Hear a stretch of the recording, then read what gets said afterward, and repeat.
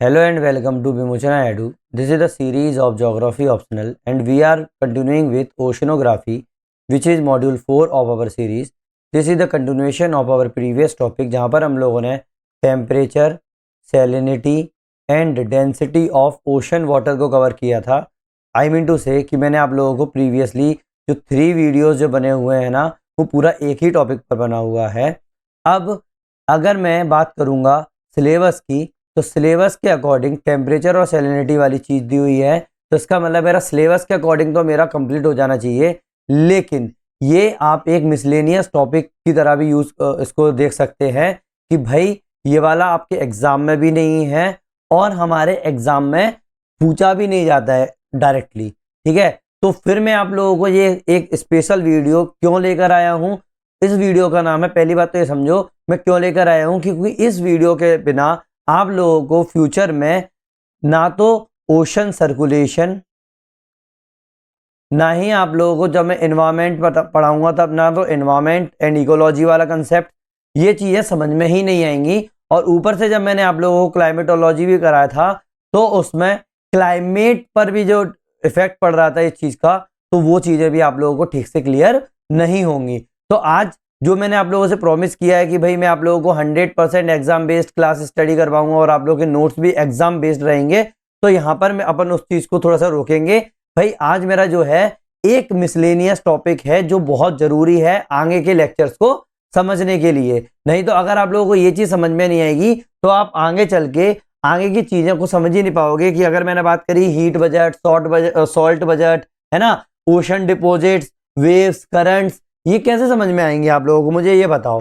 नहीं आएंगी ना ये चीज़ें समझ में। तो अगर ये चीज़ें समझना है तो आप लोगों को ओशन वाटर मूवमेंट, जो आज का टॉपिक है, ocean water movement due to temperature, salinity and density. क्या? Ocean water movement due to temperature, salinity and density, ये देखना पड़ेगा। इसको अगर अपन दूसरी लैंग्वेज में बात करें तो थर्मोहेलाइन सर्कुलेशन बोलेंगे, ठीक है। अब थर्मोहेलाइन अकेला क्यों मैं इसको टॉपिक का नाम नहीं दिया, वैसे तो देखो थंबनेल मैंने बना के भी रख लिया था कि थर्मोहेलाइन सर्कुलेशन के नाम से मैं आप लोगों को बताऊंगा, लेकिन मैंने इसको मेन थंबनेल क्यों रखा है कि भाई जो थर्मोहेलाइन सर्कुलेशन जो होगा ना, वो आप लोगों का वर्टिकल मूवमेंट के साथ में ऑटोमेटिकली क्या टेम्परेचर के कारण आप लोगों को क्या होगा, सर्कुलेट करेगा ओशन। लेकिन यहां पर आप लोगों का विंड सर्कुलेशन वाला भी तो फैक्टर होता है ना। तो ये सारी की सारी चीजें जो है वो एक ही वीडियो के अंदर डाल रहा हूं, इसीलिए मैंने इसको अकेला थर्मोहेलाइन सर्कुलेशन नाम ना देते हुए मैंने ocean water movement with due to the temperature, salinity and density वाली मैं बात कर रहा हूं। आई बात समझ में? तो आप लोग ये ना समझें कि ये आज आप लोगों का टाइम वेस्ट हो रहा है। भाई ये एक इन्वेस्टमेंट समझ लो कि भाई मैं आप लोगों को ये करवा देता हूं, तो इससे आप लोगों के बेसिक कंसेप्ट भी बन जाएंगे इससे, और आगे के वीडियो समझने में आप लोगों को आसानी होगी। आ गई बात समझ में, है ना। चालू करें। देखो आज मैंने ना बहुत कम डायग्राम्स बनाए हुए हैं। क्यों? क्योंकि एग्जाम में तो डायरेक्टली पूछा नहीं जाता है ना। तो इसीलिए मैं कम से कम ही यूज करूंगा, लेकिन जितने भी यूज करेंगे आप भी अपने नोट्स में भी लिख लेना कि भाई रियल एग्जाम में ये क्वेश्चन बहुत कम पूछे गए हैं, और अगर पूछे भी गए हैं तो आप लोगों को सिर्फ इसके कंसेप्ट को यूज करके आना है अपने टॉपिक्स के अंदर। जैसे देखो सिलेबस के अंदर कहीं भी नहीं लिखा हुआ सर्कुलेशन रिलेटेड बात, है ना, लेकिन ओशन करंट्स की बात बोली हुई है, टाइड्स की बात बोली हुई है। तो ये किसके ऊपर डिपेंड करेंगे? सब कुछ इसके ऊपर डिपेंड करेगा जो आज मैं पढ़ाने वाला हूं। ऊपर से temperature and salinity of ocean वाला टॉपिक जो मैं आप लोगों को कंप्लीट करवा चुका हूं, तो मैं इसी के आगे ही क्यों करवाया, हीट बजट और सॉल्ट बजट के बाद क्यों नहीं करवाया? क्योंकि भाई ये हीट बजट और सॉल्ट बजट भी डिपेंड करता है आप लोगों का ओशन सर्कुलेशन के ऊपर। तो सीधा सीधी बात है, सर्कुलेशन अपन लोग देखेंगे आज धीरे से किस तरीके से होता है। आई बात समझ में? PYQ में कहीं भी स्पेशल नहीं बोला गया है, बट आप लोग 79 में ये क्वेश्चन आया था, ठीक है। जो 60 मार्क्स का लिखा हुआ है ना, तो इसका मतलब 20 मार्क्स का ही मान लो आप लोग। तो ये क्वेश्चन आया था, तो वो आप लोग इसमें थोड़ा सा इसकी 1-2 लाइन यूज करके आ सकते हो, इससे ज्यादा कुछ नहीं। लेकिन फिर भी जो लोग सोच रहे हो कि अरे ये वाला जो है मुझे नहीं करना, मेरे को छोड़ना है, तो आप सीधा वीडियो के एंड पे चले जाना। तो वहां पर मैंने क्या करूंगा, आज के वीडियो में मैं आप लोगों को ये भी बताऊंगा कि आप लोग टेम्परेचर, सैलिनिटी और डेंसिटी से अगर कोई भी क्वेश्चन आ जाता है तो आप लोगों को किस तरीके से अटेम्प्ट करके आना है। मैंने इसके अंदर रेडीमेड इंट्रोडक्शन, रेडीमेड कंक्लूजन भी बाद में बताए हुए हैं। आ गई बात समझ में? स्टार्ट करें आज का वीडियो अपन पूरा। है ना। स्टार्ट करते हैं आज का टॉपिक। आज का टॉपिक है movement of ocean water due to the temperature, salinity, density differences, है ना। तो आप लोगों ने अगर प्रीवियस वीडियो मेरा देखा होगा तो मैंने उसमें क्या किया था, स्टार्ट ही किया था कि भाई एक स्लाइड मैंने इस पर बताई थी कि भाई इस तरीके से सर्कुलेट करता है। आज अपन इस चीज को ठीक से पढ़ेंगे। अगर मैं रियल एग्जाम के लैंग्वेज में बात करूं तो इसको अपन लोग थर्मोहेलाइन सर्कुलेशन भी बोल सकते हैं, है ना। नाउ क्या लिखोगे, अगर इंट्रो में लिखना है, डेफिनेशंस लिखनी है, क्या लिखोगे, ocean water does not remain static. देखो अपन लोगों ने पानी भर दिया बाल्टी के अंदर, मान लो, ठीक है। अगर मैंने बाल्टी के अंदर पानी भर दिया और मान लो मेरा टेम्परेचर वगैरह सब कुछ कांस्टेंट है, मान के चलो टेम्परेचर हुआ, सैलिनिटी हुआ, सब कुछ कांस्टेंट है, तो इसका मतलब ये मेरा पानी अगर यहाँ पर है, अगर हिला डुला नहीं रहे हो तो स्टैटिक रहेगा, है ना। तो अगर मैंने अलग अलग फैक्टर्स ले लिए, ठीक है, तो और ये मेरा पूरा का पूरा ओशन में चल रहा है, तो अगर मैं मान के चलूंगा कि भाई नहीं ये तो ओशन वाटर है, यहाँ पर पानी भरा है तो भरा ही है, तो ये आप लोगों की मिसकंसेप्शन है कि भाई वहां पर पानी एक जगह ही रहता है। नहीं, जो है वो ओशन वाटर जो है ना वो कभी भी स्टैटिक नहीं रहता है। क्यों? क्योंकि differences in the temperature and salinity, क्या एक जगह पर मान लो बड़ा टेम्परेचर ज्यादा, एक जगह पर कम है, तो इन दोनों का डिफरेंसेस या फिर सैलिनिटी का डिफरेंसेस या फिर डेंसिटी का कंट्रास्ट या फिर डेंसिटी के डिफरेंसेस अलग अलग जगह पर, इससे क्या होता है, ये डेंसिटी कंट्रास्ट जो होंगी ना वो रिस्पॉन्सिबल होंगी वर्टिकल और horizontal movement of the ocean water के लिए। मैंने आप लोगों को प्रीवियसली बताया था कि आप लोगों का जो हॉरिजॉन्टल मूवमेंट हो रहा है वो किसके कारण हो रहा था, सैलिनिटी, टेम्परेचर डिफरेंस, है ना, या फिर ज्यादा ज्यादा मोटा मोटा देखा जाए तो सैलिनिटी डिफरेंस, है ना, इसके कारण हो रहा था। लेकिन अगर मैं वर्टिकल बात करूं तो मैक्सिमम आप लोगों का किसके कारण, डेंसिटी डिफरेंस के कारण हो रहा था, है ना। देखा जाए तो छोटा छोटा आप लोगों का सैलिनिटी के कारण हो रहा था। तो ये दोनों की क्या होते हैं, आप लोगों के मूवमेंट होते हैं। मतलब आप लोगों का वाटर जो है वो सरफेस पे भी इस तरीके से घूमेगा और आप लोगों का सरफेस के नीचे भी ऐसे ही घूमेगा। आगे बात समझ में, है ना। तो this movement constitute the थर्मोहेलाइन component of ocean circulation. तो इस मूवमेंट में क्या क्या होता है, इसके अंदर थर्मोहेलाइन कंपोनेंट्स होते हैं ओशन सर्कुलेशन के। भाई थर्मो मतलब आप लोगों का क्या हो गया, सीधी सीधी बात है, टेम्परेचर, है ना। हेलाइन मतलब सैलिनिटी, है ना। इनके कारण तो वही वाली बात हो गई, थर्मोहेलाइन component of the ocean circulation which operate along side wind driven currents. तो एक साथ में किसके साथ चलते हैं आप लोगों के, जो विंड के कारण जो करंट्स चल रहे हैं ना ऊपर से हो रहे, हवा के कारण जो आप लोगों का मूवमेंट हो रहा है ना, उसी के साथ ही आप लोगों का थर्मोहेलाइन कंपोनेंट्स आप लोगों का ओशन सर्कुलेशन का होता रहता है। तो एग्जाम के अंदर अगर आप लोगों को लाइन लिखनी है तो एग्जैक्ट ये लाइन जरूर लिख के आना, density differences arising from the temperature and salinity variations constitute the fundamental driving force behind deep ocean circulation. तो डीप ओशन सर्कुलेशन के पीछे की यही तो चीज है आप लोगों की, डेंसिटी डिफरेंसेस किसके कारण आ रही है, ये टेम्परेचर और सैलिनिटी वेरिएशन के कारण आ रही है। आगे बात समझ में, है ना। आगे चले। Now why density differences necessarily causes movement. भाई क्यों हो रहा है डेंसिटी डिफरेंस कॉज कर रहा है मूवमेंट को, डेंसिटी डिफरेंसेस कैन नॉट को एग्जिस्टेड विदाउट मोशन। भाई डेंसिटी डिफरेंस को ना आप लोग मोशन के बिना आप लोग को कोएग्जिस्ट नहीं करवा सकते। क्यों भाई, अगर आप लोग तो पहली बात अपन लोग क्या देख रहे हैं, मूवमेंट के लिए डेंसिटी डिफरेंसेस का कारण, ठीक है। तो कॉज क्या है आप लोगों का, डेंसिटी डिफरेंस है, ठीक है। डेंसिटी वाली कॉज अपन बता रहे हैं कि किस तरीके से मूवमेंट हो रहा है। कि भाई देखो, एक मिनट थोड़ा सा पानी पी लूं मैं। देखो, denser water has greater mass per unit volume. क्या है, एक बार बताओ, कॉमन सेंस लगाना। एक जगह है जहां पर डेंसिटी बहुत ज्यादा है, अगर इसकी डेंसिटी ज्यादा है तो आप लोग क्या बोल सकते हैं कि इसका जो मास होगा ना, पर यूनिट वॉल्यूम वाली पे, तो कितना होगा, वो ज्यादा होगा, है ना। वो ज्यादा होगा क्योंकि यहां पर मॉलिक्यूल्स ज्यादा इकट्ठे हो रहे हैं, सॉल्ट का कंटेंट्स भी ज्यादा हो सकता है ना। तो denser water has greater mass per unit volume, now it exerts higher hydrostatic pressure. तो इससे क्या हो जाएगा आप लोगों का, सीधी बात है, ये डेंसिटी जाना है यहां पर, तो क्या हो जाएगा, नीचे की तरफ प्रेशर ज्यादा होगा। जब कोई भी जगह है, वो कोई भी चीज है, अगर उसका मास ज्यादा होगा तो उस पर लगने वाला प्रेशर कितना होगा, वो भी ज्यादा होगा। तो इसीलिए इसके कारण क्या हो रहा है, हायर हाइड्रोस्टैटिक प्रेशर आप लोगों का यहाँ पर देखने को मिल रहा है। Pressure imbalance forces water to move. तो प्रेशर इंबैलेंस क्या होगा, प्रेशर इंबैलेंस हो रहा है। अब मान लो, अब देखो कॉमन सेंस लगाना कि यहां पर क्या है, मेरा हाई मास है, मास ज्यादा है यहाँ पर।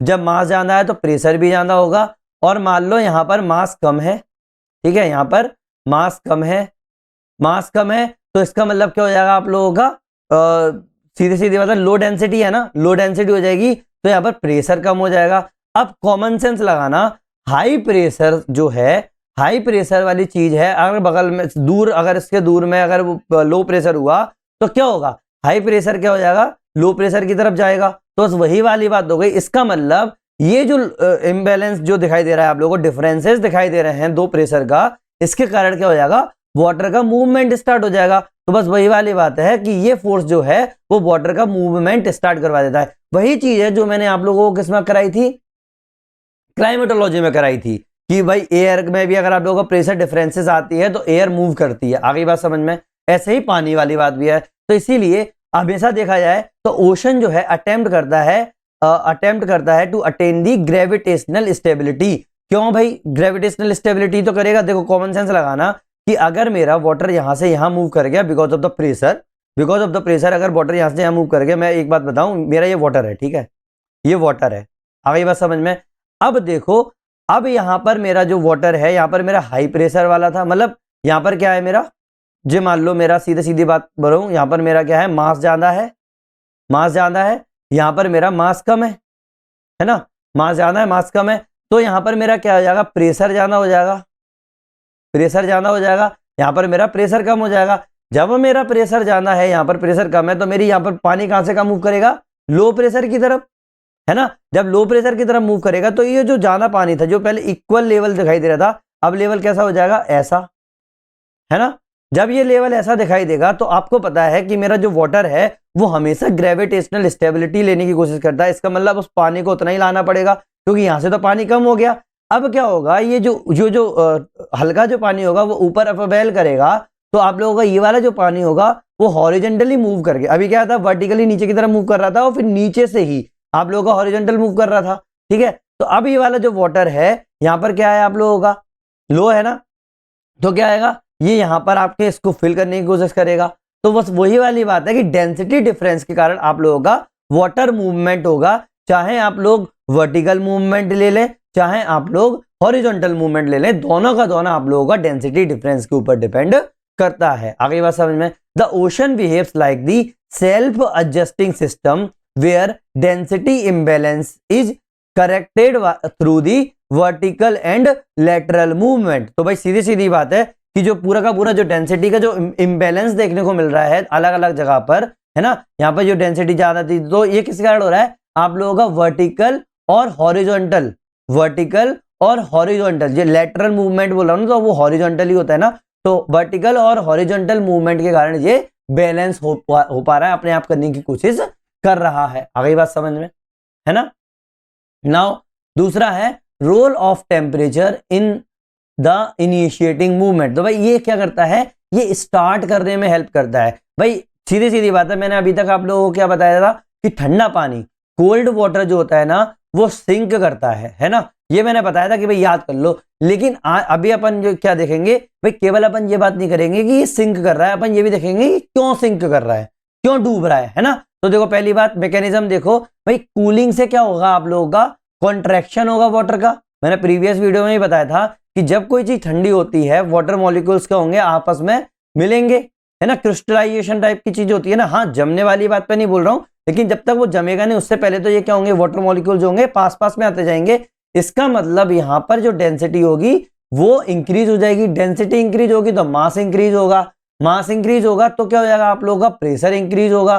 तो बस ये आप लोगों की रिलेशनशिप बन गई इस तरीके से। तो इसीलिए कूलिंग जो करती है, कॉज करती है कॉन्ट्रैक्टिंग ऑफ द वाटर।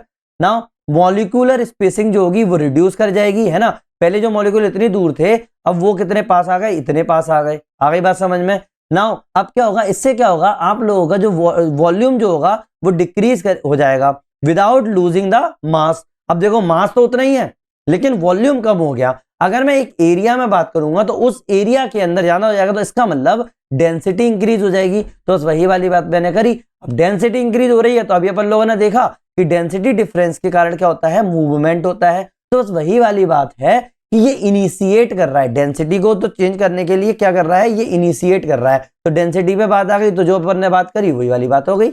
आ गई बात समझ में, है ना। नाउ स्पेशल कॉन्टेक्स्ट की अगर मैं बात करूंगा तो देखो हायर एल्टीट्यूड, नॉर्मली ये मेरा बन गया, ये हायर एल्टीट्यूड हो गया इधर, ये मेरा लोअर एल्टीट्यूड हो गया ना, 0 से लेके ये हायर एल्टीट्यूड 90 के आसपास, तो मतलब ऊपर जाते जाओगे। तो हायर एल्टीट्यूड पे अगर मैं बात करें तो देखोगे तो यहाँ क्या हो जाएगा, यहाँ पर क्या होता है, सन जो है, सन रे है जो डायरेक्टली नहीं पड़ती, सीजनली क्या होता है यहाँ पर हमेशा वो रहता है। तो क्या होता है यहाँ पर सनरेज ना पड़ने के कारण क्या होता है, यहाँ पर इंटेंस कूलिंग होती है। क्या होती है, इंटेंस कूलिंग होती है इस जगह पर। जब इंटेंस कूलिंग होगी तो क्या होगा, आप लोगों का वाटर जो होगा वो कॉन्ट्रैक्ट करेगा, कॉन्ट्रैक्ट करेगा तो क्या हो जाएगा, इसका मतलब क्या हो जाएगा, higher latitude experience intense cooling. तो विंटर कूलिंग जो होगी ना वो क्या होती है, वो समर हीटिंग से ज्यादा होती है। ऑब्वियस सी बात है, यहाँ पर तो वैसे भी डायरेक्टली नहीं पहुंच पाता हीटिंग में, लेकिन सर्दियों में यहाँ पर कूलिंग बहुत ज्यादा होगी। तो ये चीज दिमाग में रखना कि winter cooling stronger than the summer heating. ये क्या करता है, ये leads to surface water, leads to surface water becoming denser than the underlying water. तो जो नीचे का जो पानी होगा ना, नीचे का तो पानी होगा ना, देखो सरफेस जो वाटर होगा वो जल्दी ठंडा होगा, है ना। जब ज्यादा ठंडा हो जाएगा, नीचे वाला तो इतनी जल्दी ठंडा नहीं होता है, तो जो ज्यादा ठंडा होगा वो क्या हो जाएगा, आप लोगों का डेंसर हो जाएगा एज कंपेयर टू दी इसके नीचे वाले से, अंडरलाइंग वाटर से। तो अब क्या होगा, कॉमन सेंस लगाओ, ये क्या करेगी, सिंक वगैरह करेगी, है ना। तो ये वही वाली बात होगी, डेंसिटी वाली बात, सर्कुलेशन वाली बात। तो ये चीज समझो, आ गई बात समझ में, है ना। तो मतलब पूरा का पूरा मेरा जो डीप ओशन जो स्टार्ट होता है सर्कुलेशन, वो कहां से स्टार्ट होता है, मेरा पोलर एरिया से स्टार्ट होता है, या फिर मैं बोल सकता हूं हायर लैटिट्यूड से या हाई लैटिट्यूड से स्टार्ट होता है। आगे बात समझ में।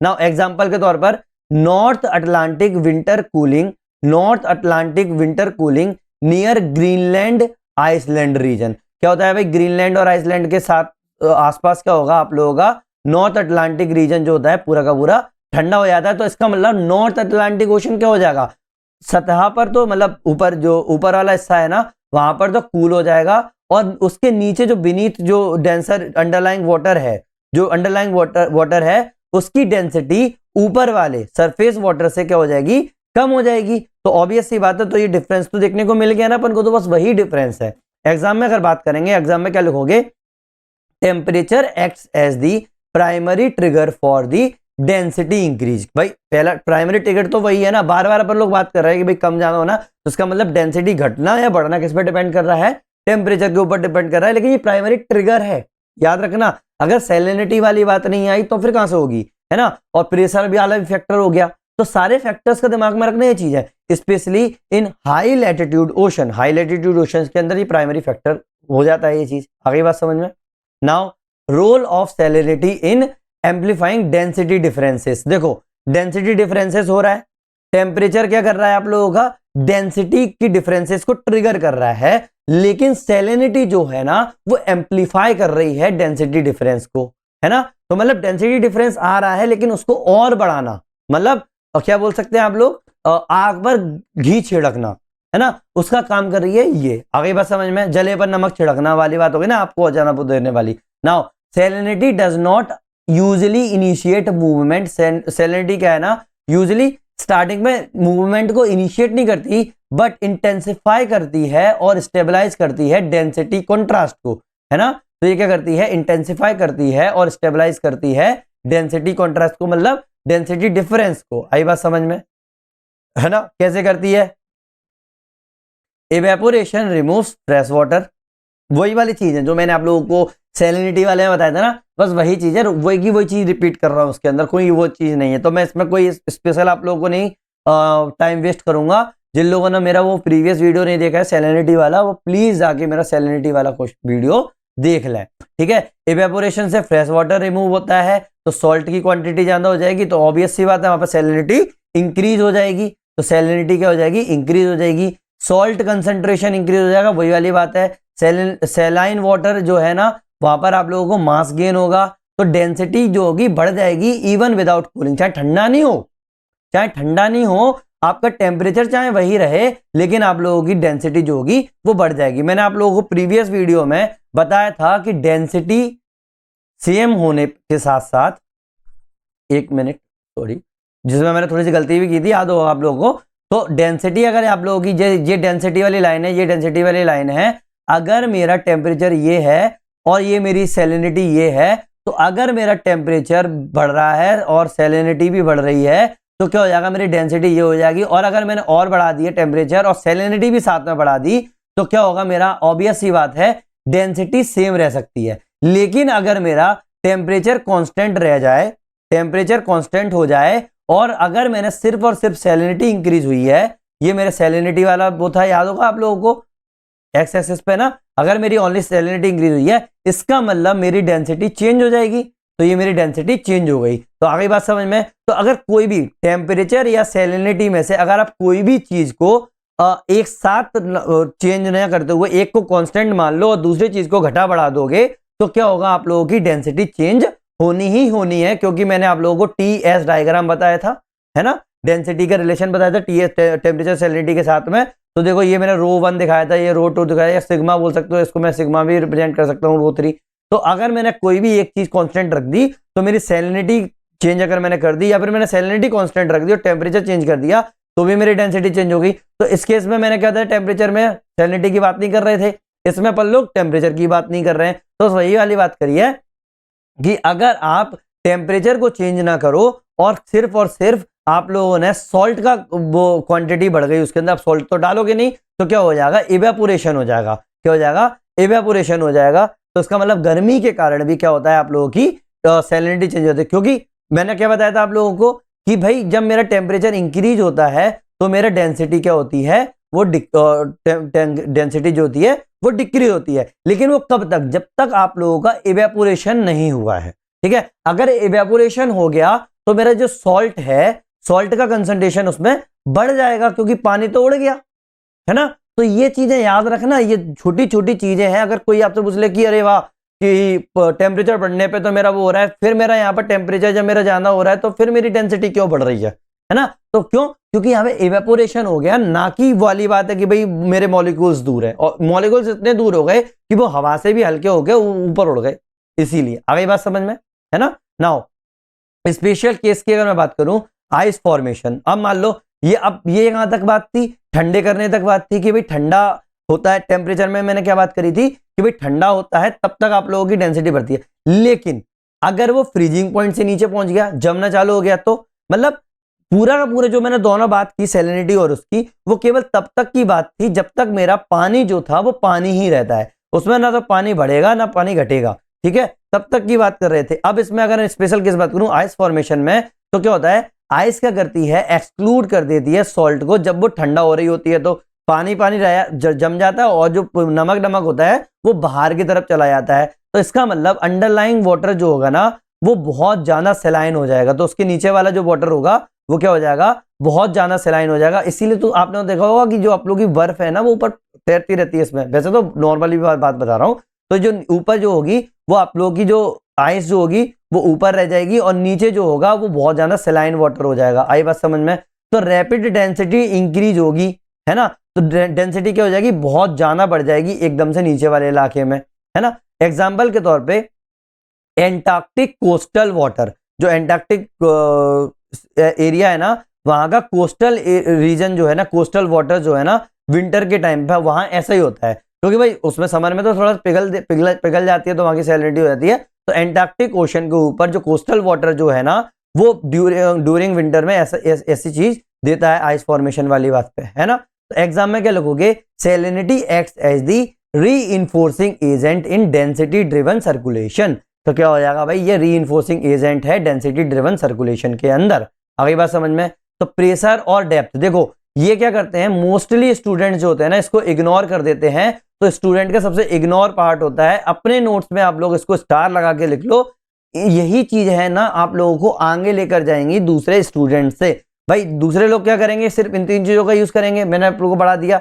लेकिन प्रेशर एंड डेप्थ ये चीज तो बहुत इंपॉर्टेंट चीज हो गई भाई। प्रेशर और डेप्थ पे भी तो डिपेंड करता है सर्कुलेशन। तो although pressure increases density marginally, धीरे धीरे क्या होता है, प्रेशर क्या होता है, आप लोगों का डेंसिटी को मार्जिनली इंक्रीज करता है, आप लोगों ने देखा होगा। बट रियल इंपोर्टेंस कहां पर इसका देखने को मिलता है, ये अलाउ करता है dense water to remain stable at depth. क्या करता है भाई, ये अलाउ करता है डेंस वाटर को कि भाई तुम भाई नीचे डेप्थ में स्टेबल रहो। क्यों? क्योंकि भाई डेंसिटी जितनी ज्यादा होगी वो क्या होगा, ऑब्वियस सी बात है ऊपर तो तभी उठेगा ना जब बगल में डेंसिटी कम देखने को मिलेगी उसके आसपास।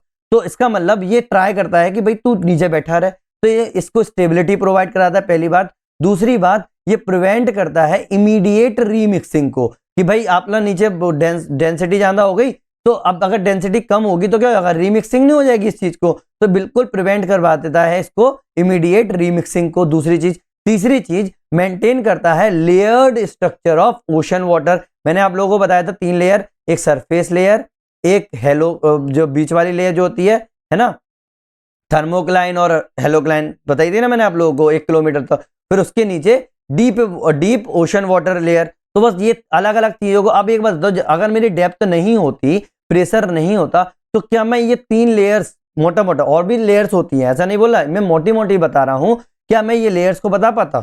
नहीं बता पाता ना। तो इसका मतलब ये लेयर को मेंटेन करती है भाई। मिक्सिंग लेयर आप लोगों को याद होगा ना, ऊपर की लेयर थी नॉर्मल लेयर, और फिर आप लोगों की डीप वाटर लेयर थी, सरफेस लेयर, मिक्सिंग लेयर, और वो ये 3 लेयर थी। तो बस ये क्या करता है, तो एग्जाम में आप लोगों को क्या करना है, मेंशन करना है pressure as the stabilising factor not driving factor. तो प्रेशर क्या है, एक स्टेबलाइजिंग फैक्टर है, ना कि ड्राइविंग फैक्टर है। तो ये क्या चीजें कर रही है भाई, ड्राइव कर रही है, और ये इसको स्टेबलाइज कर रहा है भाई, रोक रहा है कोई भाई, नहीं ड्राइव मत करो, रुको वहां पर, ठीक है, नहीं तो बहुत जल्दी जल्दी चीजें होती रहेंगी ना, इसीलिए।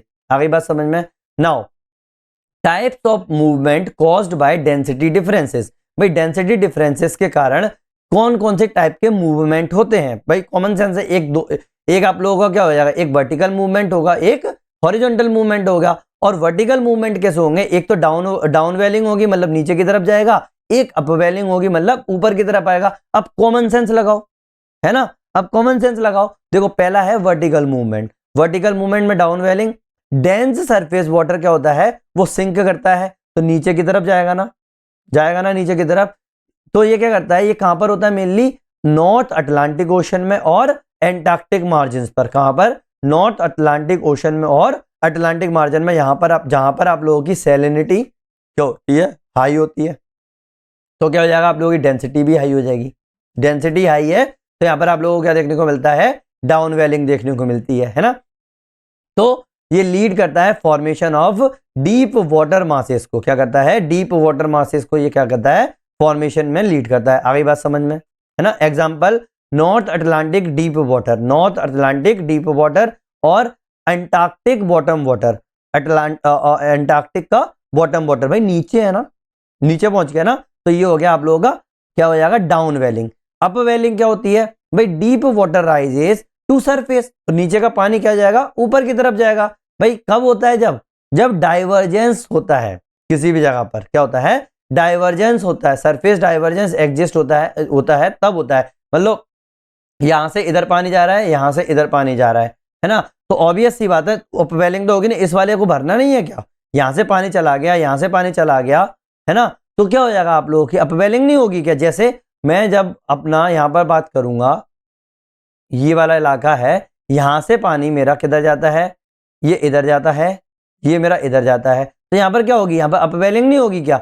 ऐसे ही मेरा इधर के इलाके में, ये कौन सा इलाका था, ट्रॉपिक्स वाला इलाका था, फिर यहां पर मेरी क्या हो जाएगी, डाउन वेलिंग होगी। क्यों, क्योंकि यहां से तो मेरा आ रहा है ऐसे, है ना। तो इसका मतलब यहां पर अपवेलिंग होगी, यहां पर मेरी अपवेलिंग होगी। आई बात समझ में, है ना। तो बस वही वाली बात है नॉर्मली। तो डाइवर्जेंट इलाके में क्या होगा आप लोगों का, अपवेलिंग होगी।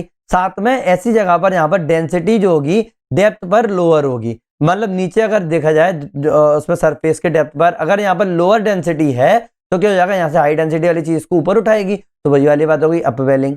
आ गई बात समझ में। एग्जाम्पल के तौर पर equatorial and Arabian Sea upwelling zone, equatorial and Arabian Sea upwelling zone. देखो इक्वेटोरियल जोन ये था, है ना, और अरेबियन सी अपवेलिंग जोन। अब अपने यहाँ पर ये अरेबियन सी वाला, यहाँ पर भी अपवेलिंग होती है ना, तो वाली बात हो गई। आ गई बात समझ में। तो एग्जाम में क्या लिखोगे, vertical circulation redistribute heat and nutrients between the ocean layer. तो ये क्या करता है भाई, नीचे ओशन लेयर पर क्या करता है, रिडिस्ट्रीब्यूट करता है हीट को और न्यूट्रिएंट्स को, क्योंकि भाई अपवेलिंग जो वर्टिकल सर्कुलेशन होगा वो ऐसे जाएगा ना, नीचे से ऊपर की तरफ जा रहा है, तो इस तरीके से चल रहा है ना, नीचे से ऊपर। आगे बात समझ में, ऊपर से नीचे, नीचे से ऊपर। तो यहाँ पर अगर हीट होगा ज्यादा तो ये नीचे की तरफ लेके जाएगी, यहाँ पर अगर वो होगी तो इसको ऊपर की तरफ धकेल देगी, तो नीचे से ठंडी चीज लेके जाएगा। और साथ में जो अपने सी सरफेस के ऊपर जो न्यूट्रिएंट्स होंगे वो उसको क्या लेके जाएगी, ऊपर की तरफ लेके जाएगी। या फिर मेरा जो सी सरफेस वाटर का जो सरफेस होगा उसके नीचे लेके जाएगी। आ गई बात समझ में। तो ये पूरा का पूरा वर्टिकल मूवमेंट के बारे में बात समझ लो, आ गई ना। Next horizontal movement. तो ये क्या होता है, डेंसिटी करंट्स जिसको बोल सकते हैं, हॉरिजॉन्टल मूवमेंट हो रहा है। तो क्या होगा भाई, वंस वाटर सिंक, जब वाटर एक बार जब नीचे चला जाता है तो क्या करता है, ये लेटरली जो क्या करता है, ये स्प्रेड करता है। जैसे मान लो मेरा एक बार वाटर नीचे की तरफ आ गया, ठीक है, तो क्या हो जाएगा, ये इधर जाएगा, ये इधर जाएगा। ऊपर की बात नहीं चल रही, ये अपना क्या है, सी सरफेस है, ठीक है, ठीक है, ये बॉटम है ना, सी कॉन्टिनेंट है, सरफेस कॉन्टिनेंट बोल सकते हैं इसको ना, है ना, ओशन सरफेस है, ओशियन सरफेस है, ठीक है। ये वाला, ये बॉटम टोपोग्राफी वाली बात हो गई ना, ये वाली। तो क्या होगा, ये नीचे जाएगा डेप्थ के साथ, तो नीचे क्या करेगी, ये एक दूसरे से डाइवर्स कर जाएगी, मतलब स्प्रेड करेगी, है ना, लेटरली हॉरिजॉन्टली। तो मूवमेंट फॉलो आइसोपिकनल, क्या है, जो मूवमेंट जो होता है वो फॉलो करता है आइसोपिकनल को, मतलब इक्वल डेंसिटी को फॉलो करता है ना। डेंसिटी इक्वल होगी तो सरफेस इक्वल डेंसिटी वाली बात है, आइसोपेनल सरफेस को ये मूव करेगा। तो flow is slow but persistent, तो जो फ्लो होगा ना वो बहुत स्लो होगा लेकिन बहुत परसिस्टेंट होगा। तो अगर देखा जाए तो ये वाला जो थर्मोहेलाइन सर्कुलेशन जो पूरा जो मैंने बताया, जो मतलब वर्टिकल और हॉरिजॉन्टल दोनों का मिला के जो चल रहा है, वो क्या करता है, बहुत टाइम में, लॉन्ग टर्म में ये काम करता है, ठीक है। ये टेम्परेचर ड्रिवन वाली बात नहीं है, ये पूरा का पूरा मेरा क्या है, डेंसिटी ड्रिवन वाली बात है।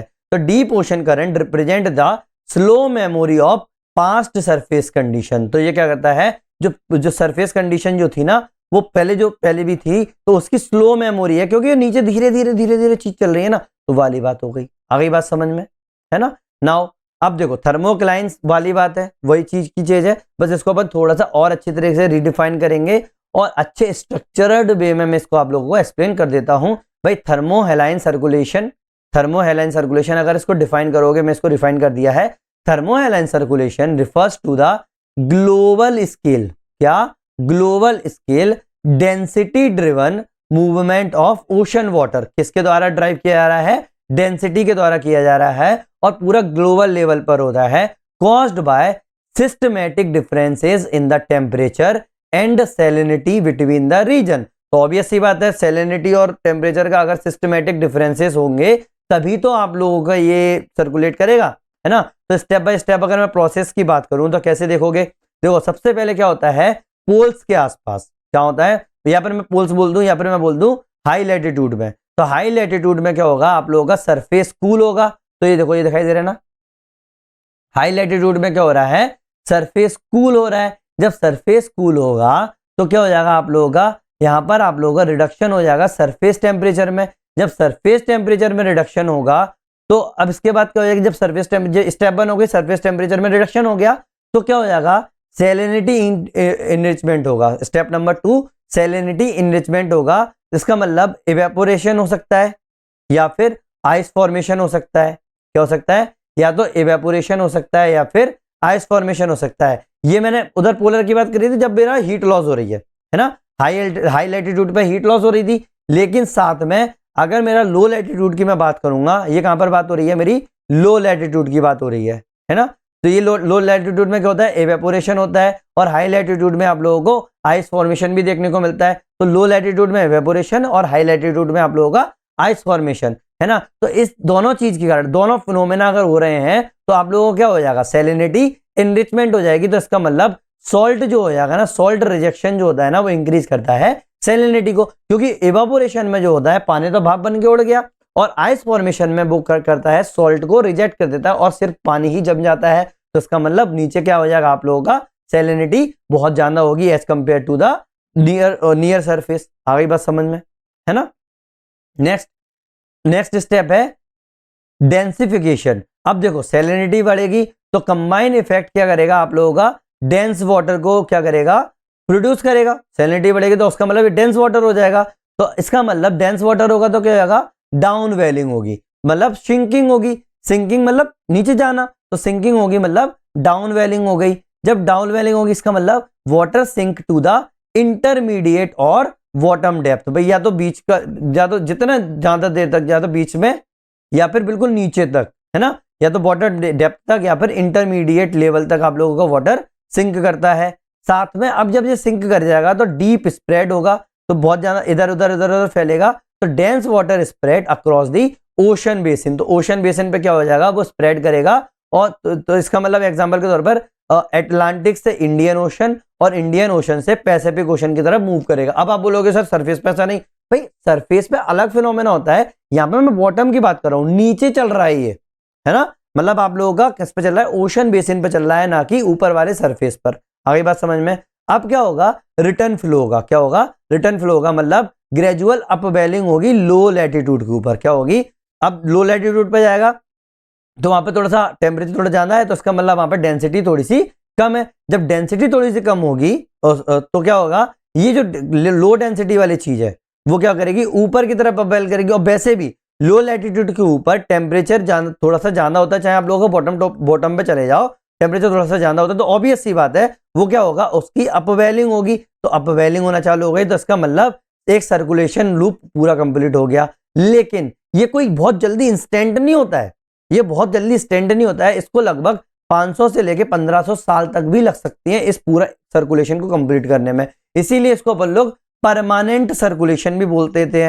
इसीलिए तो अपन लोग आजकल टेंशन क्यों हो रही है, अमोक वगैरह जो है ना, वो सब चीजों का फिनोमेना थोड़ा सा चेंज होता जा रहा है। अब देखो अगर डायग्राम बनाना है तो कैसे डायग्राम बनाओगे, जैसे देखो इधर वाला कौन सा इलाका है मेरा, यहाँ पर ये मेरी आइस बन रही है। जब मेरी आइस बन रही है तो यहाँ पर क्या हो रहा है, यहाँ पर मेरा कोल्ड वाटर है, इसका मतलब यहाँ पर मेरा हीट लॉस हो रहा है ना, ओशन के अंदर। जब मेरा हीट लॉस हो रहा है ओशन के अंदर, तो क्या हो जाएगा, यहाँ पर जो मेरा वाटर होगा वो क्या करेगा, कोल्ड वाटर जो होगा वो नीचे की तरफ सिंक करेगा। जब नीचे की तरफ सिंक करेगा तो ये जा रहा है, देखो नीचे जा रहा है, ऐसे ही मिक्सिंग हो रही है ना। तो ये क्या कर रहा है, अब क्या करेगा, नीचे जाकर क्या हो जाएगा, ये जो होगी वो क्या करेगी, इधर उधर स्प्रेड होगा, तो ये स्प्रेड हो रहा है।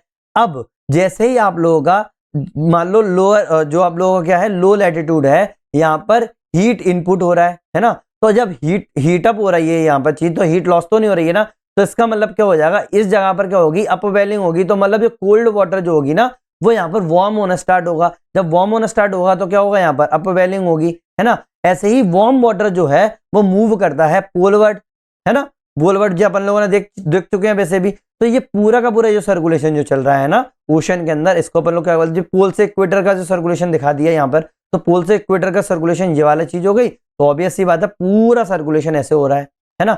अगर इस तरीके का बनाना तो देखो नॉर्मली ये देखो, heavy cold and salty water जो है, यहाँ पर क्या हो जाएगा, यहाँ पर जो कोल्ड वाटर जो था वो नीचे सिंक किया, है ना। जब नीचे सिंक करेंगे तो ये क्या हो जाएगा, यहाँ पर बेसिन पर, ओशन बेसिन पर क्या हो जाएगा, ये इधर की तरफ जाएगा, लेटरल मूवमेंट होगा। जब लेटरल मूवमेंट होगा तो यहाँ पर क्या हो रहा है, हीट जो है ना यहाँ पर आ रही है, और जब यहाँ पर सन के कारण हीट आ रही है तो यहाँ पर क्या हो रहा है, आप लोगों का जो वाटर जो है वो है गर्म हो रहा है। तो क्या हो जाएगा, हीटेड एंड मिक्स्ड वाटर जो है ना वो ऊपर बढ़ेगा, तो यहाँ पर अपवेलिंग हो गई। ऐसे ही यहाँ पर अब लेकिन एक साथ एक चीज याद रखना, यहाँ पर क्या हो रहा है, आप लोगों का सॉल्ट लेवल बढ़ रहा है। क्यों, क्योंकि यहाँ पर एवेपोरेशन हो रहा है। क्या हो रहा है, एवेपोरेशन हो रहा है। और यहाँ पर जो है वाटर जो जाके यहाँ पर ठंडा हो रहा है, तो यहाँ पर क्या हो रही है, जो हीट जो है वो यहाँ पर डिसिपेट कर रही है, तो वो वाली चीज नीचे आ गई, तो यहाँ पर इंक्रीज सॉल्ट लेवल हो जाएगी, है ना। तो सॉल्टी वाटर तो देखने को मिल रहा है क्योंकि इवेपोरेशन हो रहा है, तो इसका मतलब ये स्लो डाउन हो जाएगा। अगर यहाँ पर इवेपोरेशन नहीं होता तो क्या होता, यहाँ पर यहीं पर मिक्सिंग हो जाती, रीमिक्सिंग हो जाती इसी इलाके में। तो रीमिक्सिंग को रोक रहा है ये चीज, क्योंकि डेंसिटी हो रही है ना यहाँ पर, तो इसका मतलब ये यहाँ पर सिंक नहीं होने देगा। क्या नहीं होने देगा, सिंक नहीं होने देगा। क्यों, क्योंकि यहाँ पर पहले से ही इस तरीके की चीज हो गई है, तो आराम से ये चीजें चलेंगी। आ गई बात समझ में, है ना, ये चीज समझ जाओ। देखो यही वाली चीज है, वही डायग्राम मैंने दोबारा से बना दिया है। तो देखो वाटर इज कूल्ड, तो salt from the freezing water ये नीचे आ गया, फिर heavy cool and salty water flow कर रहा है साउथ की तरफ। ऐसे ही आप लोगों का heated and mixing water rise कर रहा है सरफेस में, ठीक है, ये नॉर्थ पोल की बात चल रहा है, इसलिए यहाँ पर साउथ लिखा हुआ है ना, अगर ये साउथ पोल होता तो ये नॉर्थ की तरफ जाता। फिर सन की हीटिंग बढ़ी, फिर यहाँ पर इधर की तरफ जाएगा ये वाटर है, आपको भी पता है। लेकिन अगर एवेपोरेशन हो रहा है तो यहाँ पर सॉल्ट की लेवल बढ़ जाएगी एवेपोरेशन के कारण। लेकिन अभी यहाँ पर इतना पेचीदा ना करते हुए इतना ही समझो, आगे बात समझ में, है ना। तो ग्लोबल कन्वेयर बेल्ट भी नाम की एक चीज है भाई, पूरी दुनिया का एक कन्वेयर बेल्ट है। कन्वेयर बेल्ट तो जानते होगे ना आप लोग कि आप लोग का सीधा सीधा एक बेल्ट होता है, वो सीधा सीधा चलता जाता है, उसके ऊपर आप लोग सामान रखोगे, वो साथ में चीजें लेके चलता जाएगा। आई बात समझ में ना। तो ऐसे ही पूरी दुनिया में भी एक ग्लोबल कन्वेयर बेल्ट बना हुआ है पानी का। तो thermohaline circulation links all the major ocean into the single interconnected system. तो भाई थर्मोहेलाइन सर्कुलेशन केवल और केवल एक ओशन में नहीं, पूरे के पूरे ओशंस को इंटरकनेक्ट करके रखता है, जिसके कारण आप लोगों को क्या मिल गया, एक बहुत बड़ा ग्लोबल कन्वेयर बेल्ट देखने को मिल गया। सिग्निफिकेंस देखो, इससे क्या हो रहा है आप लोगों का, भाई ये रीडिस्ट्रीब्यूट कर रहा है हीट को ग्लोबली, है ना। भाई एक बात बताओ, पूरी दुनिया में अटलांटिक से इंडियन, इंडियन से पैसिफिक अगर पानी पूरे में मूव कर रहा है पूरी दुनिया के अंदर ऐसे, तो ठीक है आई एम सॉरी, तो पूरा का पूरा हीट को तो रीडिस्ट्रीब्यूट करेगा ना ये, है ना। आप लोगों को तो सिर्फ हीट यहाँ पे मिलती है, तो पूरी दुनिया में हीट को रीडिस्ट्रीब्यूट करने का काम और कर रहा है ग्लोबल कन्वेयर बेल्ट कर रहा है। Not only surface of the water but also bottom of the water. आगे बात समझ में। तो मॉडरेट रीजनल क्लाइमेट भी यहां से देखने को मिलते हैं इसके कारण। साथ में ये मेंटेन करता है लॉन्ग टर्म क्लाइमेट स्टेबिलिटी को। ऑब्वियस सी बात है भाई, लॉन्ग टर्म क्लाइमेट स्टेबिलिटी क्यों हो पा रही है, क्योंकि ये हीट को रीडिस्ट्रीब्यूट कर रहा है पूरी ग्लोबली। आगे बात समझ में, है ना। नाउ एग्जाम में क्या लिखोगे, the global conveyor belt acts as the Earth slow but powerful climate regulator. ये क्या है, अर्थ का slow but powerful climate regulator ये बन रहा है। तो देखो थर्मोहेलाइन सर्कुलेशन पूरे दुनिया का देख लो, देखो ये नॉर्थ अमेरिका है, ये साउथ अमेरिका है, अफ्रीका, यूरोप, एशिया और ऑस्ट्रेलिया, है ना। तो देखो ये जो दिख रहा है ना जो रेड कलर में, ये क्या है मेरा, यहाँ पर ऊपर ये है मेरा वार्म फ्लो, यहाँ पर गर्म फ्लो हो रहा है ना। तो देखो वार्म फ्लो हो रहा है ये वाला, तो यहाँ पर गर्म है। नीचे ये वाला ये इलाका है, ये है ठंडा, है ना, ये ठंडा है पूरा का पूरा इलाका, cold flow.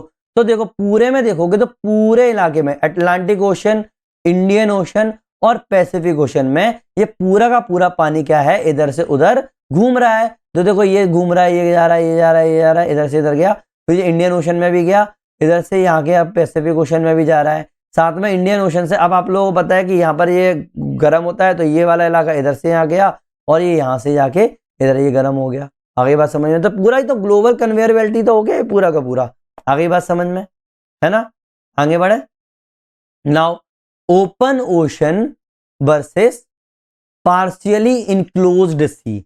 Open ocean versus partially enclosed sea. देखो मैंने ocean ocean ocean open ocean, I am sorry tongue twist हो रही है, ओपन ओशन और पार्शियली इनक्लोज्ड सी में पहले बता चुका हूं आप लोगों को ये चीज है ना। तो इस जो मोटा मोटा ही चीज है वही चीजें जो मैंने आप लोगों को प्रीवियसली बताई थी। तो देखो ओपन ओशन की क्या कंडीशन है, देखो ओपन ओशन में, जैसे ओपन ओशन कौन सा है, देखो अटलांटिक ओशन ही है ना। देखो अभी अपने वीडियो में फोटो में देखा था, ये पूरा का पूरा क्या है आप लोगों का ओपन ओशन देखने को मिल रहा है। तो ये वही वाली बात हो गई अटलांटिक ओशन। तो यहाँ पे ये सिंकिंग रीजन है, अटलांटिक रीजन के सिंकिंग रीजन कौन से होंगे, ये देखो नॉर्थ वाले इलाके में जो आप लोगों का ठंडा इलाका है, तो ये सिंकिंग रीजन होंगे ना यहाँ पर। तो देखो density differences create vertical overturning, है ना। डेंसिटी डिफरेंसेस होगी तो वर्टिकल ओवरटर्निंग होगी। ऑब्वियस सी बात है, अगर ऊपर हाईली डेंस्ड होगा, नीचे अगर लो डेंसिटी होगी, यहाँ पर अगर लो डेंसिटी होगी, यहाँ पर हाई डेंसिटी होगी, तो क्या होगा आप लोगों का, ये पूरा ओवरटर्न हो जाएगा पानी, ऊपर का नीचे, नीचे का ऊपर। तो लार्ज स्केल डीप सर्कुलेशन यहाँ पर देखने को मिलता है। कोई भी लेटरल रिस्ट्रिक्शंस नहीं है यहाँ पर। क्यों नहीं है भाई लेटरल रिस्ट्रिक्शंस, क्योंकि यहाँ पर आप लोगों का नीचे की तरफ बॉटम में यहाँ पर कुछ है ही नहीं है कि नहीं। यहाँ पर आप लोगों का कॉन्टिनेंट्स ही नहीं है जो उसको रिस्ट्रिक्ट कर पाए, पूरे में आराम से घूम पा रहा है। यहाँ पर तो मेरा ये इंडियन जो पूरा प्लेट है ये इसको रिस्ट्रिक्ट कर रही है, इस चक्कर में इस तरीके से यहाँ पर टूट के ऐसे घूम जा रहा है। आगे बात समझ में, है ना। अब पार्शियली इनक्लोज्ड सी में क्या देखने को मिलता है भाई, मूवमेंट अकर इन 2 लेयर्स। 2 लेयर्स में आप लोगों का मूवमेंट होता है। पहला होता है सरफेस लेयर। सरफेस लेयर क्या होती है, लाइटर ओशन वाटर जो फ्लो होता है इनवर्ड। क्या होता है, लाइटर ओशन वाटर कहाँ होगा, इनवर्ड फ्लो होगा। आई बात समझ में। ऐसे ही सब सरफेस लेयर के अंदर क्या होगा, मतलब नीचे वाला इलाका, वहां पर डेंस सलाइन वाटर फ्लो होगा आउटवर्ड, बाहर की तरफ निकलेगा, है ना। तो मतलब सीधी बात है कि जो लाइट ओशन वाटर क्या हो जाएगा, इनवर्ड फ्लो होगा, अंदर की तरफ आएगा, और जो डेंस सलाइन वाटर हो जाएगा वो आउटवर्ड फ्लो होगा। नाउ क्लासिक एग्जांपल, मेडिटेरेनियन से अटलांटिक की तरफ। तो देखो यहां पर ये मेरा, एक मिनट, ये देखो, ये मेरा मेडिटेरेनियन है, तो मेडिटेरेनियन से अटलांटिक की तरफ ये फ्लो हो रहा है। तो कैसे हो रहा है ये मेरा, भाई मैंने क्या बताया था, lighter ocean water flow inward and dense saline water flow outward. तो डेंस सलाइन वाटर कहाँ देखने को मिल रहा है मेरे को, यहाँ देखने को मिल रहा है। तो ये क्या हो जाएगा, ये आउटवर्ड हो जाएगा। तो यहाँ पर मेरा फ्रेश वाटर आएगा यहाँ पर ऐसे। तो इस तरीके से चल रहा है ना पूरा का पूरा। तो वही चीज है। ऐसे ही रेड सी से इंडियन ओशन की तरफ, तो देखो रेड सी से इंडियन ओशन की तरफ, ये मेरा रेड सी है, रेड सी से इंडियन ओशन की तरफ जा रहा है। तो वाली बात हो गई। आगे बात समझ में। तो टू लेयर, एग्जाम में क्या लिखोगे, two layer circulation is a characteristic feature of the density control enclosed sea. Density control enclosed sea की कैरेक्टरिस्टिक्स है। आगे बात समझ में, है ना। तो मोटा मोटा आप लोगों को समझ में आ रहा है ना ये चीज। तो इंडियन ओशन भी एक बार देख लो, अगर मैंने इंडियन ओशन की यहाँ पे बात कर ली है, भाई बहुत मस्त है ना ये, तो आप लोगों को भाई एग्जाम में लिखना है। तो Indian ocean does not form deep waters like Atlantic. भाई अटलांटिक की तरह डीप वाटर फॉर्म नहीं करता है ये रिसीव करता है deep water from the southern ocean. Southern ocean से आता है यहाँ पर डीप वाटर। मैंने बताया ना, वैसे पोलर इलाके से ज्यादातर चीजें आती है। वैसे भी जो डीप वाटर का जो मेन जो होता है वो कहाँ से आता है आप लोगों का, पोलर रीजन से आता है। और मेरा जो इंडियन ओशन है वो कहां से रिसीव कर रहा है, सदर्न ओशन से रिसीव कर रहा है डीप वाटर को। तो स्ट्रॉन्ग मॉनसूनल इन्फ्लुएंस मॉडिफाई करता है डेंसिटी सीजनली, है ना। तो जो डेंसिटी जो होगी वो मॉनसूनल इन्फ्लुएंस के कारण आप लोगों की सीजनली चेंज होती रहती है। तो आप लोगों को पता है अरेबियन सी और बे ऑफ बंगाल दोनों में अलग अलग होता है, दोनों एक दूसरे से अलग अलग हैं। तो अरेबियन सी के अंदर हाई इवेपोरेशन होता है। तो हाई इवेपोरेशन होगा तो क्या होगा, यहाँ पर डेंसिटी बहुत ज्यादा हो जाएगी। तो dense surface water during winter, तो विंटर में क्या होगा आप लोगों का, डेंस सरफेस वाटर्स होंगे। आई बात समझ में, है ना। तो ये दो चीजें देखने को मिल रही है भाई, हाई इवेपोरेशन भी हो रहा है और यहाँ भी हो रहा है। तो अरेबियन सी में दोनों ही चीजें हो रही है भाई, गर्मियों में हाई इवेपोरेशन हो रहा है और सर्दियों में डेंस सरफेस वाटर्स देखने को मिल रहा है ना। नाउ वे ऑफ बंगाल की अगर मैं बात करूंगा तो यहाँ पर सैलिनिटी कम है और यहाँ पर स्ट्रॉन्ग स्ट्रेटिफिकेशन देखने को मिलता है, जो मैं बता चुका हूँ आप लोगों को पहले ही। और वीक वर्टिकल मिक्सिंग होती है। क्या होती है, वीक वर्टिकल मिक्सिंग होती है। आई बात समझ में। बातों बातों में मैं आप लोगों को स्ट्रेटिफिकेशन का बोलना ही भूल गया। भाई स्ट्रेटिफिकेशन होता है भाई अलग अलग लेयर्स में बढ़ जाना, है ना। मतलब कहीं पे ज्यादा है कहीं पे कम है। तो ये बे ऑफ बंगाल में तो देखने को मिलेगा आप लोगों का भाई, अलग अलग लेयर्स में ये चीजें बढ़ गई हैं। चाहे आप लोगों को टेम्परेचर बोला, सैलिनिटी वाली बात हो गई, ये अलग अलग लेयर्स हो गई ना। तो इसीलिए यहाँ पर वीक वर्टिकल मिक्सिंग भी देखने को मिलती है। तो एग्जाम में क्या लिखोगे, monsoonal forcing makes the density structure of the Indian ocean highly seasonal. तो इससे क्या हो रहा है आप लोगों का, इंडियन ओशन जो हो रहा है ना, इसके अंदर जो डेंसिटी स्ट्रक्चर होना है ना वो पूरा का पूरा सीजनल देखने को मिल रहा है। क्यों, क्योंकि मॉनसूनल के कारण, मॉनसूनल अपना क्या बोल सकते हैं कैरेक्टरिस्टिक्स के कारण। आगे बात समझ में, है ना। Now थर्मोहेलाइन versus wind driven circulation. तो देखो भाई थर्मोहेलाइन सर्कुलेशन और विंड ड्रिवन सर्कुलेशन में क्या अंतर है। मैं तो जैसे सर्कुलेशन बोल रहा हूँ भाई, हवा से भी तो सर्कुलेट कर रही है चीजें, है ना। क्लाइमेटोलॉजी में मैंने आप लोगों को ये मोटी मोटी चीज दिखाई थी। तो भाई देखो ड्राइविंग फोर्स क्या होता है भाई, थर्मोहेलाइन के अंदर डेंसिटी होती है मेन ड्राइविंग फोर्स, जिसके कारण आप लोगों का पानी मूव कर रहा है। विंड वाले में क्या होता है, विंड स्ट्रेस के कारण होता है ना। डेप्थ क्या होती है भाई, ये जो होता है बहुत ज्यादा डीप में जाता है, डीप होता है और पूरा ग्लोबल पे जाता है। लेकिन जो विंड ड्रिवन जो होता है ना वो सरफेस भाई कितना सरफेस में कितना ज्यादा पानी को उसको ड्राइव कर पाएगा। तो जितना आप लोगों का विंड उसमें ताकत लगा सकती है उतना ही तो होगा। तो सरफेस कन्फाइंड होता है ये चीज। आई बात समझ में। तो मतलब ये पूरा ग्लोबल भी नहीं होता है, ये थोड़ा सा रीजनल होता है, बहुत कम जगह के लिए। स्पीड क्या होगी भाई इसकी, भाई जब डेंसिटी की बात है और मैंने बोल दिया कि बहुत टाइम लगता है तो इसका मतलब वेरी स्लो स्पीड होगी। लेकिन अगर मैं विंड ड्रिवन की बात करूं तो रिलेटिवली फास्ट होता है इसके अपेक्षा, है ना। टाइम कितना लगता है इसको पूरा तरीके से सर्कुलेट करने में, खत्म होने में या पूरी की पूरी साइकिल कंप्लीट करने में सेंचुरीज लग जाती हैं। लेकिन जो विंड ड्रिवन है उसमें महीने या दिन में ही काम हो जाता है। जैसे आप लोगों ने देखा ना कि भाई पूरा वो सीजनली वाली बात है ऐसे ही क्लाइमेट रोल क्या है भाई, अब ऑब्वियस है क्लाइमेट को कैसे इन्फ्लुएंस कर रहा है, ये बहुत लॉन्ग टर्म के लिए इन्फ्लुएंस करता है, लेकिन ये शॉर्ट टर्म के लिए इन्फ्लुएंस करता है। आ गई बात समझ में, है ना। ये इंपॉर्टेंट है एग्जामिनर के लिए। Now thinkers and concept. अब देखो पूरा का पूरा जो मैंने आप लोगों को जो 4 वीडियोस दिखाए हैं उनमें ये वाले थिंकर्स के नाम जरूर दिमाग में रखना, क्योंकि एग्जाम के अंदर हमेशा लिखने चाहिए। एक है फोर्शैमर, ये मैंने आप लोगों को बताया था जब मैं आप लोगों को सैलिनिटी वाला बता रहा था, सैलिनिटी वाले वीडियो के अंदर मैंने बताया है ना। तो उसके अंदर ये फोर्शैमर का नाम मैंने लिया था, इसने कॉन्स्टेंसी ऑफ सॉल्ट कंपोजिशन की बात की थी। ऐसे ही एक है वाटर मास और सर्कुलेशन में, ये दो लोगों ने बात की है, वोस्ट और स्फ्रेंडअप, ठीक है, इनमें से याद रखना है तो वो रख लो। ऐसे ही ग्लोबल कन्वेयर बेल्ट जो मैंने अभी बात की वो किसने, थर्मो हैलाइन सर्कुलेशन कंसेप्ट से आया है। ये चीज आ गई बात समझ में, है ना। तो ये चीज हमेशा याद रखना, नोट पॉइंट में रख लो, कहीं भी याद आया तो इनको टेप छापाओ। एक्स्ट्रा मार्क्स ही दिलाएंगे, ये कोई नंबर कम नहीं कराएंगे। आई बात समझ में।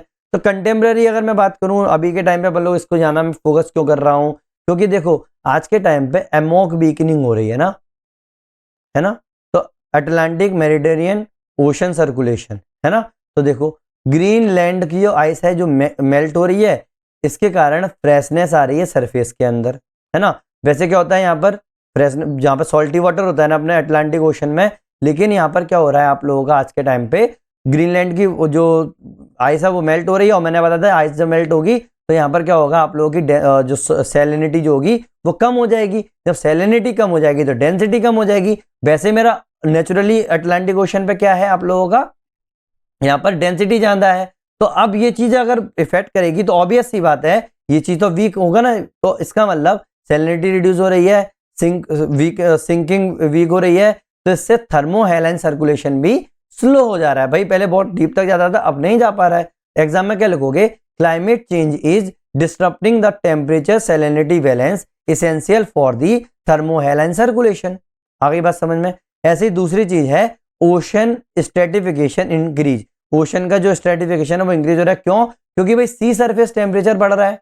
जब सी सरफेस टेम्परेचर बढ़ेगा तो ऑब्वियस सी बात है वर्टिकल मिक्सिंग भी तो कम हो जाएगी। क्यों, क्योंकि अपना ऊपर कब बढ़ता है, जब मेरा ऊपर की तरफ डेंसिटी कम होगी, जब मेरी डेंसिटी ज्यादा होगी तब मेरी ये चीज ऊपर बढ़ेगी, ये वाली चीज तो सिंक करेगी ना। अब पहले से ही यहां पर अगर मेरी डेंसिटी कम है, ठीक है, टेम्परेचर पहले से ही अगर यहाँ का ज्यादा है तो मेरा वर्टिकल मिक्सिंग तो कम हो जाएगी ना, तो वर्टिकल मिक्सिंग भी रिड्यूस हो जाएगी। क्यों, क्योंकि ऊपर से नीचे, नीचे से ऊपर जाने में दिक्कत आ रही है, तो डिक्लाइन होगा इसके कारण न्यूट्रिएंट सप्लाई पूरे ग्लोब पर। आगे बात समझ में। तो ये दो चीजें हैं वो अपन लोग को जनरल स्टडीज में लिखना है या कहीं पर भी एज अ केस आप लोग लिख के आ सकते हो। आगे बात समझ में, है ना। तो देखो ये मेरा पूरा का पूरा कंप्लीट हो गया है। अब मैं आप लोगों को थोड़ा सा बता देता हूं कि आंसर्स कैसे लिख के आने हैं। पहले ये समझो कि यूपीएससी आपसे क्या एक्सपेक्ट कर रहा है, कि आप क्या सोचो, मतलब एग्जामिनर का माइंड क्या है कि भाई आप लोगों को क्या लगना है। यूपीएससी कभी भी नहीं चाहता कुछ चीजें कि भाई आप लोग ना सेपरेट लिखो आंसर्स टेम्परेचर के ऊपर, सैलिनिटी के ऊपर, डेंसिटी के ऊपर। ये अपन पीवाईक्यू से समझ चुके हैं कि भाई सेपरेट नहीं आती, तीनों के तीनों चीजों की क्या आती है, मिक्सिंग आती है। तो क्या चाहता है भाई, ये मांग रहा है एक connected physical system explaining why ocean water move. भाई वो बता रहा है भाई उनको ये समझना है कि ओशन वाटर मूव कैसे करता है। तो केवल और केवल टेम्परेचर या केवल और केवल सैलिनिटी या फिर डेंसिटी की बात नहीं करेगा, वो सब कुछ एक साथ मिक्सिंग करके बात करेगा। तो गोल्डन रूल ये लगा के चलना कि भाई टेम्परेचर एंड सैलिनिटी के कारण डेंसिटी जो होती है अफेक्ट करती है, डेंसिटी के कारण क्या होगा आप लोगों का मूवमेंट होगा, मूवमेंट होगा तो सर्कुलेशन होगा, और आप लोगों का क्लाइमेट पे भी इंपैक्ट पड़ेगा। तो अगर इनमें से कोई भी ये चेन अगर आप लोगों ने बना दी, इनमें से कोई भी चेन बना दी, तो अगर ये विजिबल होगा आंसर में तो मैक्सिमम मार्क्स ऑटोमेटिक आप लोगों को मिल जाएंगे। अगर आप लोगों ने इनमें से एक भी चीज छोड़ दी, है ना, एक भी चीज छोड़ दी, तो आप लोगों को क्या होगा, मार्क्स नहीं मिलेंगे। एक और चीज इसके अंदर आप लोगों का ना प्रेशर वाली चीज को जरूर मेंशन करके आना। इस पर मैं लिखना भूल गया हूं कि भाई प्रेशर वाली चीज भी इस पे आंसर मेंशन रहेगी। और प्रेशर का मैंने क्या बताया था, वो भाई केवल और केवल मूवमेंट नहीं, वो आप लोगों की स्टैटिक पोजीशन को भी क्या करता है, डिटरमाइन करता है। आगे बात समझ में, है ना। नाउ अब देखो कैसे आप लोगों को आंसर लिखना है मार्क्स किस तरीके से। जैसे 10 नंबर का क्वेश्चन आया, पहले 12 नंबर का भी आता था, 10 नंबर का अगर क्वेश्चन आया तो 2 पेज का आंसर लिखना है। कैसे लिखोगे भाई, एक तो शॉर्ट डेफिनेशन लिख देना, फिर जो क्वेश्चन पूछा गया है उससे रिलेटेड इंटीग्रेटेड पॉइंट्स लिख देना 2-4, फिर आप एक डायग्राम बना के आना है और एक एग्जाम्पल जरूर लिख के आना है। उसके बाद आप लोग सीधा कंक्लूड कर दो, 2 पेज में आंसर हो जाएगा, है ना। ऐसे ही 15 मार्क्स का अगर कोई क्वेश्चन आएगा तो केवल शॉर्ट डेफिनेशन से काम नहीं चलेगा, आप लोगों को इंटीग्रेटेड इंट्रो लिखना पड़ेगा, टेम्परेचर और सैलिनिटी का लिंकेज लिखना पड़ेगा, डेंसिटी को एक्सप्लेन करना पड़ेगा अगर डेंसिटी अगले से क्वेश्चन आया तो, साथ में मूवमेंट के बारे में लिखना है, ओपन ओशन या फिर इनक्लोज किसी का भी, और कम से कम नहीं तो 2 डायग्राम तो बना के आओ, एक अच्छा वैसे बना दो, एक नॉर्मल जैसे मैं आप लोगों को समझाते हुए बना रहा हूं, है ना नाउ, और एक शॉर्ट कंक्लूजन लिख लेना, तो आप लोगों को 3 पेज में ये आराम से बन जाएगा। आगे बात समझ में। अब ये क्या है ना, 15 मार्क्स का क्वेश्चन मैक्सिमम पूछा जाता है इसमें, तो इसलिए 15 मार्क्स का 20 मार्क्स के क्वेश्चन में आप लोगों को 4 पेज लिखना है कंफर्टेबल तरीके से। डेफिनेशन लिख दो, ठीक है, सेपरेट सेक्शंस लिख दो, टेम्परेचर, सैलिनिटी और आप लोगों की डेंसिटी के लिए। ऐसे ही स्टेबिलिटी और स्ट्रेटिफिकेशन के बारे में थोड़ा सा लिख दो, ओपन ओशन, इनक्लोज सी के बारे में थोड़ा सा उसकी इंपैक्ट लिखा दो, thermo Helen circulation, Indian ocean examples, current relevance, और 3-4 डायग्राम, नहीं 3-4 तो बहुत ज्यादा बोल दिया मैंने, 3 डायग्राम बहुत है, लेकिन ट्राई करना कि जो क्वेश्चन पूछा है सिर्फ उसी की लाइन पॉइंट्स लिख के आने अपन लोगों को, उसके अलावा नहीं लिखना है। हाँ बिल्कुल, अगर जार्गन्स लेना है, नहीं आता कुछ भी, तो लिख दो भाई, नंबर्स तो मिलने हैं, है ना, 20 में से कम 5 नंबर तो आए, वही बहुत है। नहीं तो अगर ये वाला करोगे तो 20 में से आप लोगों को आराम से 17 नंबर मिल जाएंगे, है ना। नाउ मैंने आप लोगों के लिए क्या किया है, यहाँ पर कुछ मॉडल इंट्रोडक्शन और कुछ मॉडल कंक्लूजन लिख दी है। आप चाहो तो अपने नोट्स में लिख सकते हो और एग्जाम के अंदर डायरेक्ट यही लिख के आ सकते हो। तो देखो, डेफिनेशन बेस्ड अगर आप लोगों को इंट्रो लिखना है तो क्या करोगे भाई, temperature, salinity and density are interrelated physical prosperities of the ocean water which together govern the stratification, stability and circulation of the ocean.